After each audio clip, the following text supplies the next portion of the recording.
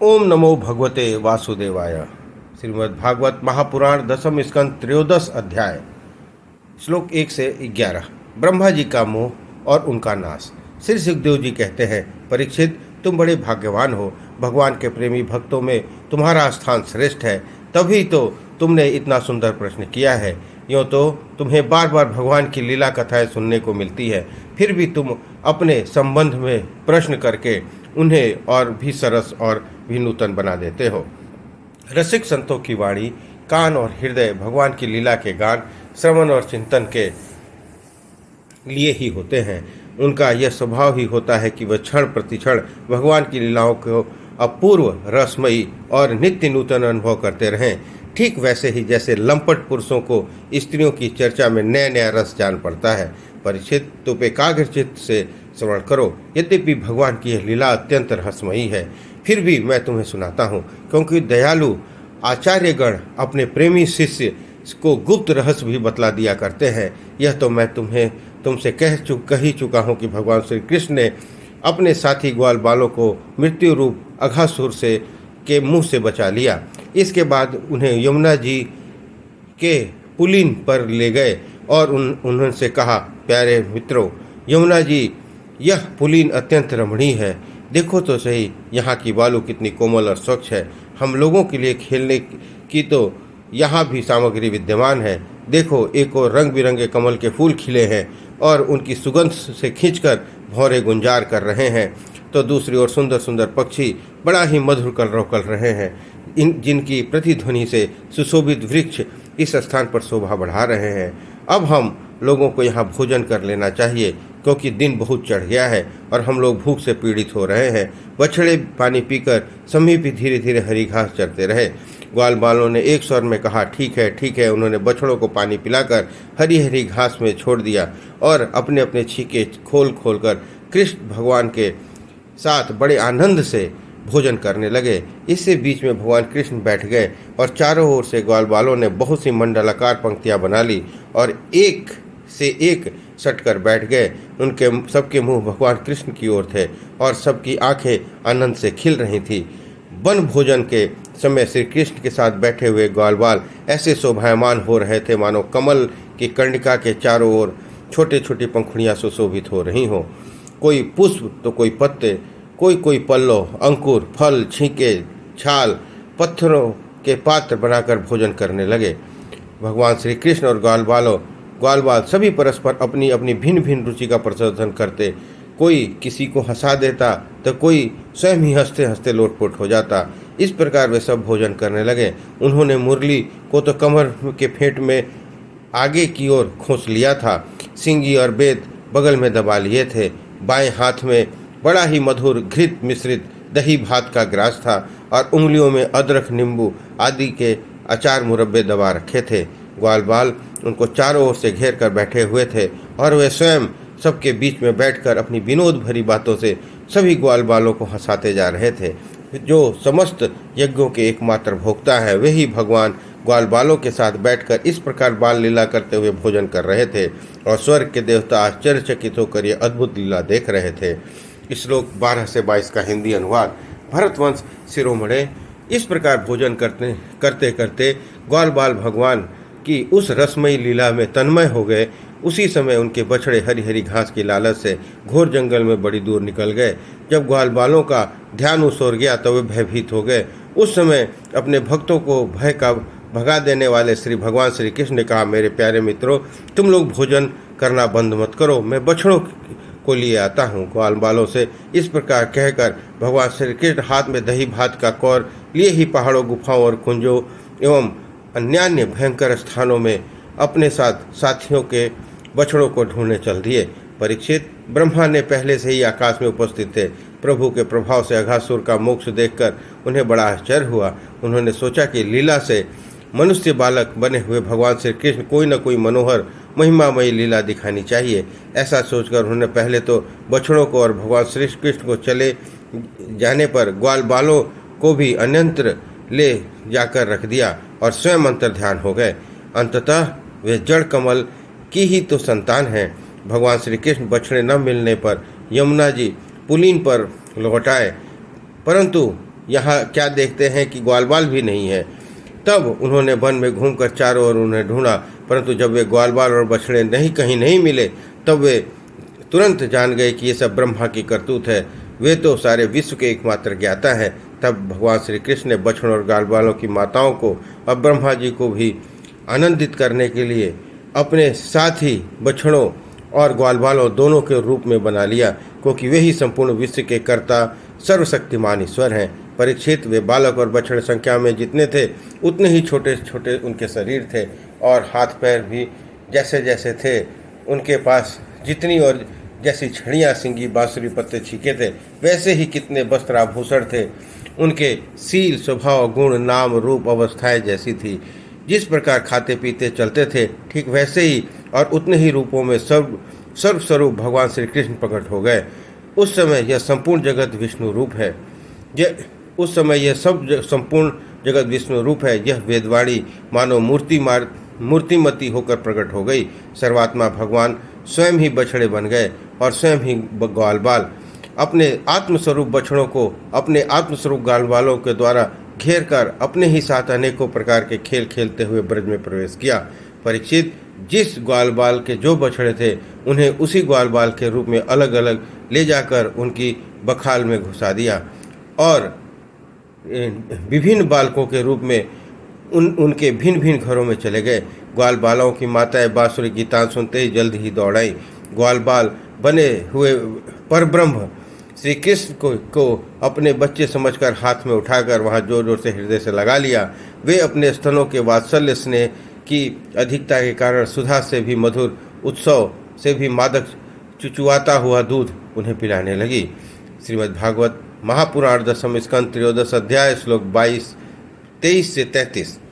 परीक्षित, इसी प्रकार प्रतिदिन संध्या समय भगवान श्री कृष्ण उन ग्वाल बालों के रूप में वन से लौटाते और अपनी बाल सुलभ लीलाओं से माताओं को आनंदित करते। वे माताएं उन्हें उपटन लगाती, नहलाती, चंदन का लेप करती और अच्छे अच्छे वस्त्र गहनों से सजाती।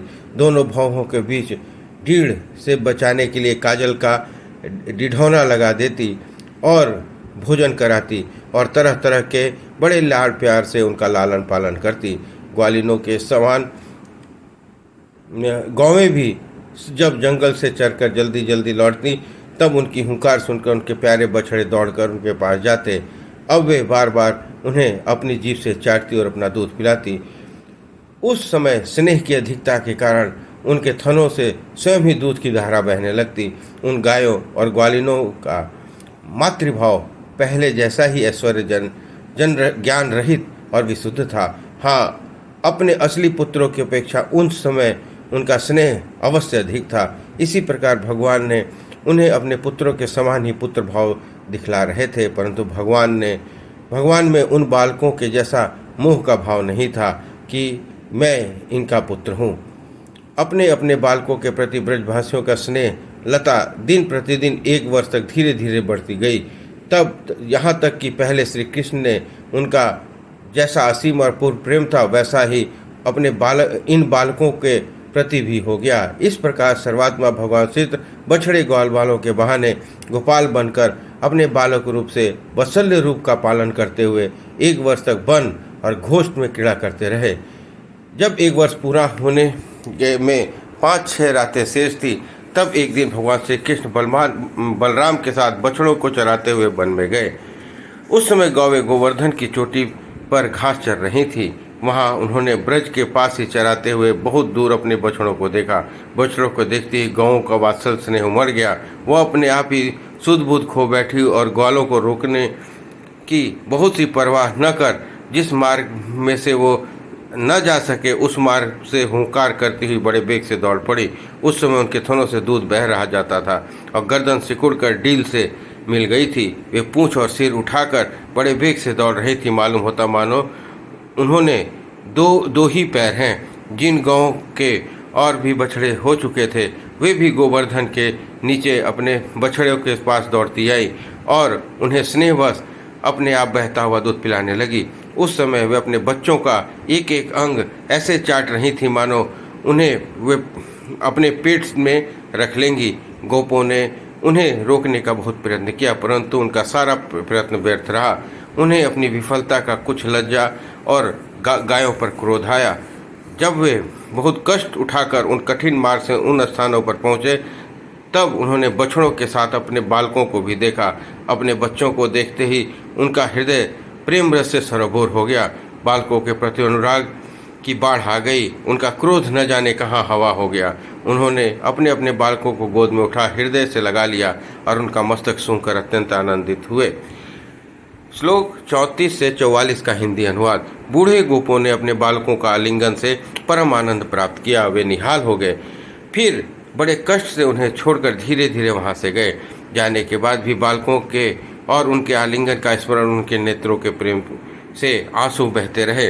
बलराम जी ने देखा कि ब्रजवासी गोप, गौवें और ग्वालिन की सब संतानों पर भी, जिन्होंने अपनी माँ का दूध पिलाना छोड़ दिया है, क्षण प्रतिक्षण प्रेम समाप्ति और उनके अनुरूप उत्कंठा बढ़ती जा रही है। तब वे विचार में पड़ गए, क्योंकि उन्हें उसका मालूम न था। यह कैसी विचित्र बात है। सर्वात्मा श्री कृष्ण ने ब्रजवासियों का और अपने जैसा अपूर्व स्नेह है, वैसा इन बालकों और बछड़ों को पर ही बढ़ता जा रहा है। ये कौन सी माया है, कहाँ से आई है? ये किसी देवता की है या मनुष्य की है अथवा असुरों की है? परंतु